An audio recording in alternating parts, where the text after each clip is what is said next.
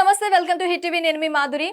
Exclusive గా మనకి రాజ్ తరుణ్ ఇంటిపైకి మళ్ళీ లావణ్య దాడి చేసిందని, లేదు అక్కడ లావణ్య ఇల్లీగల్ యాక్టివిటీస్ చేస్తూ అక్కడే ఉంటుందని రకరకాల కథనాలు జరుగుతున్నాయి.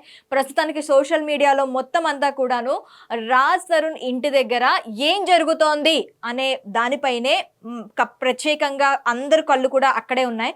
సో అసలు రాజ్ తరుణ్ ఇంటి దగ్గర ప్రత్యేకించి ఈ రోజు ఏం జరుగుతోంది, అసలు ఎందుకు మళ్ళీ రాజ్ తరుణ్ ఇల్లు మళ్ళీ తెరపైకి వచ్చింది, డీటెయిల్ గా తెలుసుకుందాం. మనతో పాటు శేఖర్ భాష లైన్ లో ఉన్నారు. నమస్తే శేఖర్ భాష గారు. నమస్తే నమస్తే మాధురి. శేఖర్ భాష గారు, ఏంటండి ఎక్కడ ఏది కొంచెం ఆ లావణ్య పేరు కనుమరుగవుతుందన్న సమయంలో మళ్ళీ లావణ్య తెరపైకి వస్తూనే ఉంది.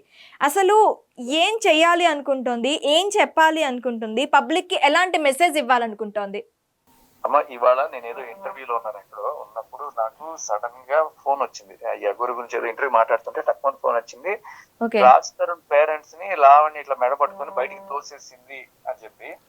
సో వెంటనే నేను ఏం చేశానంటే, రాజ్ తరుణ్ పేరెంట్స్ ని లావణ్య మెడ పట్టుకు బయటకు పంపించింది రాజ్ తరుణ్ ఇంటి నుంచి.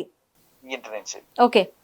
సో ఏంటి జరిగింది నాకు తెలియదు. ఇంక ఇమీడియట్ గా నేను లొకేషన్ కనుక్కొని ఎప్పుడు రాలే, ఫస్ట్ టైం వెతుకుంటూ వచ్చాను.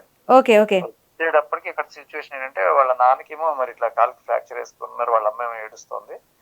ఇక్కడ అంటే వాళ్ళు వచ్చారు, అంటే వాళ్ళ తన కొడుకు ఇల్లే కదా అది, చాలా అద్భుతం. అక్కడ వీళ్ళు ఉండేవాళ్ళు. అప్పుడు ఆయనకి ఏదో కాల్ సర్జరీ కోసం అక్కడి నుంచి వెళ్ళిపోయారు. వెళ్ళిపోయిన తర్వాత ఈవిడ డ్రగ్స్ లో రెడ్ హ్యాండెడ్ గా దొరికిపోయింది. చంచలు కూడా జైలుకి వెళ్ళిపోయింది. మళ్ళీ జైలు నుంచి తిరిగి డైరెక్ట్ గా ఇక్కడికి వచ్చేసిన తర్వాత ఒక క్రిమినల్ తో మనం ఉంటే మనల్ని కూడా ఇట్లాగే అనుకుంటారని చెప్పి ఏం చేశారంటే, రాజ్ తరుణ్ ధైర్యం చేయాలి ఇక్కడ ఉండడానికి. సరే, ఆవిడ సంబంధించిన ఏమన్నా ఉంటే తీసుకుపోతుంది అని చెప్పి కొంత టైం ఇచ్చారు. ఆవిడ లేదు అని చెప్పి ఆవిడ ఏం చేసింది, రిటర్న్ గా ఇల్లు ఎలాగైనా దక్కించుకోవాలని చెప్పి రాజ్ తరుణ్ మీద కేసు పెట్టింది. పెట్టి నేను రాజ్ తరుణ్ భార్యని అది ఇది అని చెప్పి పెట్టింది. కేసు పెట్టింది కూడా రాజ్ తరుణ్ నన్ను ఏదో మోసం చేశాడని తప్ప ఈ ఇల్లు నాది అని కూడా ఎక్కడ పెట్టలా. ఆ ఇంటికి సంబంధించి ఏమీ లేదు. సో రాజ్ తరుణ్ సరే చూసాడు, ఇంకా లాభం లేదు, ఇంకా కొడుకు వాళ్ళకి కావట్లేదు, ఇంకా తల్లిదండ్రులైనా సరే మళ్ళీ వాళ్ళ ఇంటికి వెళ్దాం, వాళ్ళు ఎన్నాడని ఎక్కడెక్కడ దిల్లులో ఉంటారు వాళ్ళు సంతిలో పెట్టుకొని. సో వాళ్ళు వచ్చారు. సో వచ్చినప్పుడు ఏంటంటే ఇంకా లిటరల్లీ వాళ్ళని తోసేయడము, ఆవిడ పడిపోవడము, వాళ్ళ తల్లి, ఇలా అంతా జరిగింది. భాష, మీకున్న ఇన్ఫర్మేషన్ ప్రకారం అసలు ఇల్లు ఎవరి పేరు మీద ఉంది? రాజ్ తరుణ్ పేరు మీద ఉందా? లేదు అంటే ఒకవేళ ఏదైనా వాళ్ళ మధ్య కొంతకాలం రిలేషన్షిప్ ఉంది కాబట్టి రాజ్ తరుణ్ ఏమైనా లావణ్యకి ఆ ఇంటిని రాసివ్వటం లాంటివి, పూచాకత్తు కింద అయినా రాసివ్వటం లాంటివి, అంటే సరే నువ్వు ఉండు అని చెప్పటం లాంటివి, ఇలాంటివి ఏవైనా జరిగా? రాజ్ తరుణ్ మీకు ఒక ఫ్రెండ్ కాబట్టి మీకు ఇలా చేశాను భాష అని ఎప్పుడైనా మీకు చెప్పడం జరిగిందా? అస్సలు లేదమ్మా. ఎందుకంటే 2016-17 మధ్యలోనే ఈ అమ్మాయి రాజ్ తరుణ్ వదిలేసి బ్రేకప్ చెప్పేసి తను మస్తాన్ సాయితో మూవ్ ఆన్ అయిపోయింది.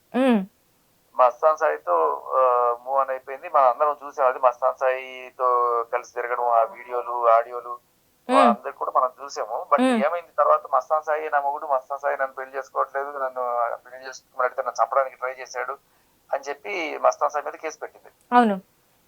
సో తర్వాత ఇప్పుడు మా కళ్ళ ముందు చూసే, అప్పుడు కాకపోతే ఏదో ఒక గుడ్ జెస్చర్ తోటి సరే 3 స్టోరీ బిల్డింగ్, అందులో కింద ఈవిడ ఉండేది అనమాట, పని చేసుకుంటూ ఉండేది.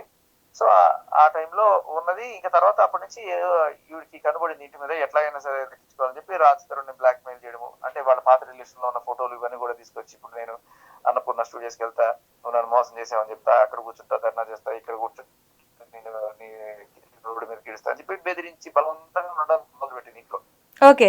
సో అంత బలవంతంగా ఉండి ఆఖరికి రాజ్ తరుణ్ ఇంటి పారిపోయే రేంజ్ లో చేసింది. ఇప్పుడు సో మొత్తానికి ప్రపంచం మొత్తానికి తెలిసిపోయింది ఆవిడ నిజ స్వరూపం. ఈ డ్రగ్స్ చేస్తుంది, ఇట్లా అక్రమ సంబంధాలు పెట్టుకుంటది, ఇవన్నీ చేసి కూడా ఇల్లు ఎలా కబ్జా చేసి బలవంతంగా ఉందని తెలిసింది. బట్ రాజ్ తరుణ్కి ఎందుకు ధైర్యం సరిపోవట్లేదు. బట్ వాళ్ళ పేరెంట్స్ కన్న కొడుకు కష్టపడి సంపాదించింది ఎందుకు చేయాలని చెప్పి వాళ్ళు కూడా, వాళ్ళకి ప్రస్తుతం ఏం కర్మ ఎక్కడ ఉందని వాళ్ళు వచ్చారు. సో అది క్లియర్ కట్ గా టైటిల్ రాజ్ తరుణ్ పేరు మీద ఉంది. రాజ్ తరుణ్ ఎప్పుడు ఎవరికి ఇవ్వలేదు, రాసి ఇవ్వలేదు. మరి ఇప్పుడు రాజ్ తరుణ్‌కి వ్యతిరేకంగా అమ్మాయి అక్కడ ఉంటుంది. రాజ్ తరుణ్‌కి ఇష్టం లేదు. నా ఇంట్లో నన్ను కూడా కాదని తను ఉంటుంది అని చెప్పి పోలీస్ స్టేషన్‌లో కేస్ పెట్టడం కానీ, పోలీసుల్ని అప్రోచ్ అవ్వటం కానీ రాజ్ తరుణ్ ఇప్పటి వరకు చేయలేదా? రాజ్ తరుణ్ అంటే ఇప్పుడు ఈ కేసు ఏదైతే ఉందో, రాజ్ తరుణ్ మీద పెట్టిన కేసు ఏదైతే ఉందో, హ్మ్. అది తేలిపోతే ఇది కూడా తేలిపోతుంది కదా అనే ఒక దీంతో ఉన్నాడు రాజ్ తరుణ్. హ్మ్. అంటే అది తప్పుడు కేసు ఆల్రెడీ మీడియాలో అందరికీ అర్థమైపోయింది. ఓకే. ఎందుకంటే ఇది మీడియాకి అర్థం అవ్వాల్సిన విషయం కాదు కదా భాష. కోర్టుకి అర్థం అవ్వాల్సిన విషయం ఇది. మన దేశంలో కోర్టులో న్యాయం చాలా త్వరితగతిన జరుగుతుంది కదా. అవును. కోర్టు దాకా పోవడం ఎందుకు, ఫస్ట్ పోలీస్ స్టేషన్ సంగతికి వస్తే, ఇప్పుడు హ్మ్. పోలీస్ స్టేషన్ లో ఎఫ్ఐఆర్ అయింది. హ్మ్. ఆ ఎఫ్ఐఆర్ కనుక ఛార్జ్ షీట్ అవుతా, తప్పుడు కేసుని తీసేస్తారా, ఇది కూడా చూడాలి మనం. హ్మ్. హ్మ్. సో ఏదో ఒకటి జరిగితే అందరికీ అర్థం అవుతుంది, హ్మ్. ప్రపంచానికి అర్థం అవుతుంది, ఆవిడకి కూడా అర్థం అవుతుంది. సో హ్మ్. ఈవిడ రాజ్ తరుణ్ భార్య కాదు అఫీషియల్ గా హ్మ్. అనేది అందరికి అర్థం అవుతుంది. దీనికి జరగాల్సింది ఏంటి, ఒకటి పోలీస్ స్టేషన్ లో ఆ పెట్టిన ఎఫ్ఐఆర్ హ్మ్. తప్పుడు ఎఫ్ఐఆర్, ఈ కేసుని మేము క్లోజ్ చేస్తున్నాం అని చెప్పి అక్కడ ఉన్న ఇన్వెస్టిగేషన్ ఆఫీసర్ అయినా చెప్పాలి. హ్మ్. లేదు ఆయన నిజమని నమ్మితే ఆయన ఛార్జ్ షీట్ చేసి కోర్టుకి తీసుకెళ్ళాలి. ఓకే. ఇప్పుడు ఒకప్పుడు హ్మ్. కోర్టులో ఏదర్ రాజ్ క్వాష్ చేసుకుంటాడు, దీంట్లో ఇవ్వన్నాయని చెప్పి, లేదు అంటే ఆ కోర్టు ఇచ్చే జడ్జిమెంట్ బట్టి ఉంటుంది. ఓకే. సో అయితే ఏమి ఇక్కడ జరగకుండా ఇంకొకటి. త్రిశంకు స్వర్గంలో ఎందుకు ఎలాడుతుంది అంటే మన పోలీసుల త్వరితగతిన పనిచేసే విధానం అనమాట. ఓకే. సో ఏదో ఒకటి ఇప్పుడు పోలీస్ స్టేషన్ లో మనం చూసాం, ఎవరితోనో కొన్ని సంబంధాలు పెట్టుకొని ఈవిడ కొంచెం పైరువులు సాగించిన నేపథ్యంలో ఈ కేసు ఇలా అటు ఇటు కాకుండా అక్కడే ఉంటే ఎన్నాళ్ళైనా ఈవిడ ఇంట్లో ఉండొచ్చు అనుకుంటుందేమో. హ్మ్. ఈ అడ్డం పెట్టుకొని ఓకే. తన ఇంట్లో ఉంటుంది కరెక్టే. తన ఇంట్లో ఉండనివ్వండి. ఓకే. తను భార్య అని చెప్పి ఒక కేస్ పెట్టింది కాబట్టి తనకి ఒకవేళ తను నిజంగా భార్య అయ్యుంటే ఉండే హక్కు ఉంటుంది. సో, ఆ ప్రాతిపదికన ఉంది అనుకున్నా, ఇక్కడ పేరెంట్స్‌ని రానివ్వకపోవడానికి మెయిన్ రీజన్ ఏం చెప్తోంది? లోపలికి వెళ్ళనివ్వకపోవడానికి.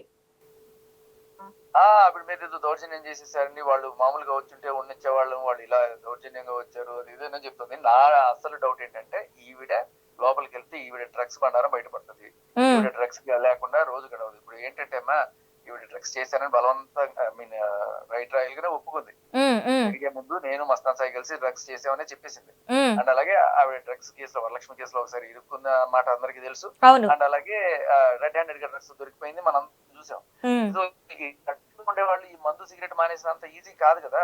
అవును. మనం పెద్దవాళ్ళు డ్రగ్స్ జోలికి వెళ్ళొద్దంటే ఒక్కసారి నీకు ఆమె రీహాబ్‌కి వెళ్ళింది.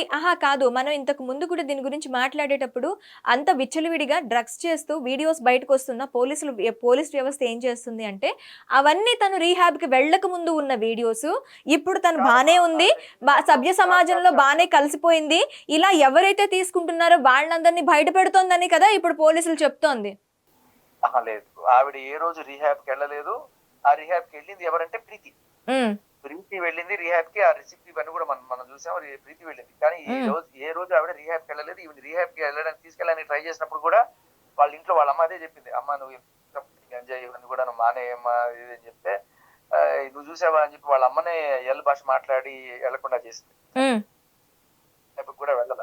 ఓకే. రీహాబ్ కి ఇవాళ దాకా వెళ్ళలేదు అనేది వాస్తవం. హ్మ్. సో పోలీసులు పంపించలేకపోయారు అనేది కూడా వాస్తవం. హ్మ్. అలా అని ఆవిడ నేను మానేశానంటే మనం నమ్మాలి. హ్మ్. ఇప్పుడు ఇంటి లోపలికి వెళ్తే డ్రగ్స్ దొరకచ్చు, ఏమన్నా దొరకచ్చు. హ్మ్. పోలీసులు మరి ధైర్యంగా వెళ్ళి లోపల చెక్ చేసే ఇది ఉందా? లేదు. లీగల్ ప్రాబ్లమ్స్ వాళ్ళకి ఏదో ఉన్నాయనుకుందాం. అవును. బట్ రాజ్ తరుణ్ ఇంట్లో ఇంత అసాంఘికమైన కార్యకలాపాలు జరుగుతున్నాయి అనుకున్నప్పుడు తన హ్మ్. ఇంట్లో ఇటువంటివి ఏవి జరగకూడదు అని చూసుకునే ఇది ఆయనకుంది కదా. అవును. సో ఆ ఖచ్చితంగా. క్రమంలో రాజ్ తరుణ్ స్టాఫ్ మేనేజర్ ఎవరో వెళ్ళి ఇక్కడ ఏం జరుగుతున్నాయని చూసే హక్కు వాళ్ళకు ఉంది. అవును. వాళ్ళు చూసేటప్పుడు ట్రాన్స్పరెంట్ గా, ఇప్పుడు వీళ్ళు వచ్చి ఒక ప్యాకెట్ పెట్టేసి నన్ను ఇరికించడానికి ట్రై చేశాను కూడా మాట్లాడచ్చు అవును. ఆవిడ. అందుకని పోలీసులు కూడా వచ్చి అక్కడ ఉండి చూసుకుంటే మొత్తం తేడతలం అయిపోతుంది కదా. ఈ పంచాయతీ గంటలు మీడియాలో ఎందుకు ఓకే. వీళ్ళు పేరెంట్స్ ఇప్పుడు కనీసం 100కైనా ఫోన్ చేసి మా ఇంట్లో మమ్మల్ని రానివ్వట్లేదు అని చెప్పి 100కైనా ఫోన్ చేసి పిలిపించిన దాఖలాలు ఉన్నాయా అక్కడ? ఆల్రెడీ పోలీసులు వచ్చారు కాబట్టి వీళ్ళు 100 చేసినట్లేదు. హ్మ్. మరి కనుక్కోవాలి. అక్కడ వాళ్ళ మేనేజర్ వాళ్ళు ఉన్నారు, వాళ్ళు చూసుకుంటున్నారు. ఓకే.